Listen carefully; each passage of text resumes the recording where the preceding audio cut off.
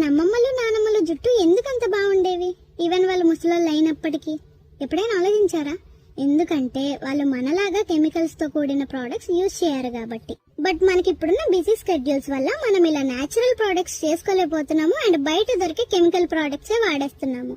But 2 వారాలకు ఒకసారి 2 నుంచి 3 గంటలు మనవి కాదు అనుకుని నేను చెప్పిన ఈ హెర్బల్ షాంపూని తయారు చేసుకుని వాడండి. జుట్టు సమస్యలన్నీ పోయి జుట్టు బాగా ఒత్తుగా పెరగడానికి యూజ్ అవుతుంది. ఈ హెర్బల్ షాంపూ ఎలా చేసుకోవాలంటే, స్క్రీన్ మీద చూపించిన ఇంగ్రీడియంట్స్ అన్ని ఒక పెద్ద గిన్నెలో వేసి అవి మునిగేంత వరకు వాటర్ పోసి మూత పెట్టి 24 గంటలు నానబెట్టాలి.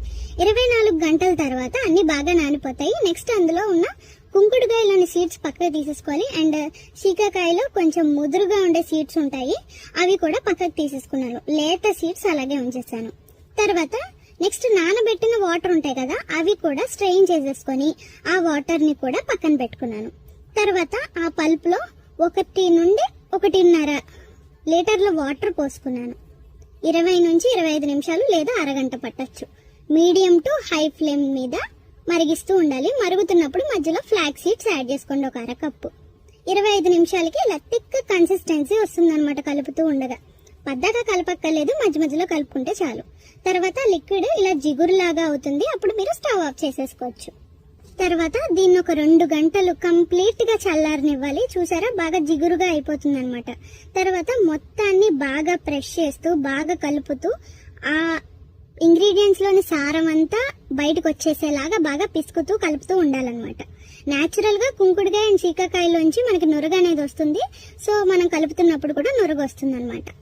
తర్వాత మనం నానబెట్టుకున్న నీళ్లు పక్కన పెట్టుకున్నాం కదా, అవి కూడా దీంట్లో యాడ్ చేసేసుకొని పల్ప్ మొత్తాన్ని మళ్ళీ ఒకసారి బాగా కలిపేసుకోవాలి.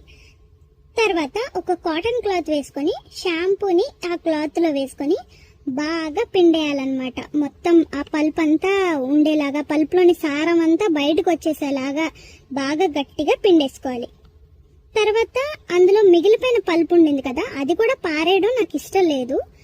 యాక్చువల్లీ అది పారేసుకోవచ్చు, బట్ నాకు అది పారేయడం ఇష్టం లేదు కాబట్టి అది మిక్సీ జార్లో వేసి కొంచెం వాటర్ వేసి అందులోంచి వచ్చిన వాటర్ మళ్ళీ ఈ షాంపూలో కలిపేశాను అనమాట. చూసారా ఎంత థిక్ గా ఎంత నీట్ గా షాంపూ అనేది రెడీ అయిపోయిందో. నెక్స్ట్ ఇంత పెద్ద గిన్నెడు షాంపూకి ఒక చిన్న కప్పు షాంపూ బేస్ యాడ్ చేసుకున్నాను, which is paraben and sulphate free అనమాట. బేస్ యాడ్ చేసుకోవడానికి రీజన్ ఏంటంటే నురగ రావడం కోసం. జనరల్ గా మనకి నురగ రాకపోతే సాటిస్ఫాక్షన్ ఉండదు కదా, సో అందుకనే. నెక్స్ట్ ఈ షాంపూని బాటిల్స్ లో స్టోర్ చేసుకుని ఫ్రిడ్జ్ లో పెట్టుకోవాలి. మనం ఎట్లాంటి ప్రిజర్వేటివ్స్ వాడలేదు కాబట్టి ఈ షాంపూలు 2 వారాలు మాత్రమే ఉంటాయి, అది కూడా ఫ్రిడ్జ్ లో పెట్టి యూజ్ చేసుకోవాలి. ఒకవేళ 1 మంత్ వరకు వాడాలంటే డీప్ ఫ్రీజర్ లో పెట్టి క్యూబ్స్ లాగా చేసి వాడుకోండి.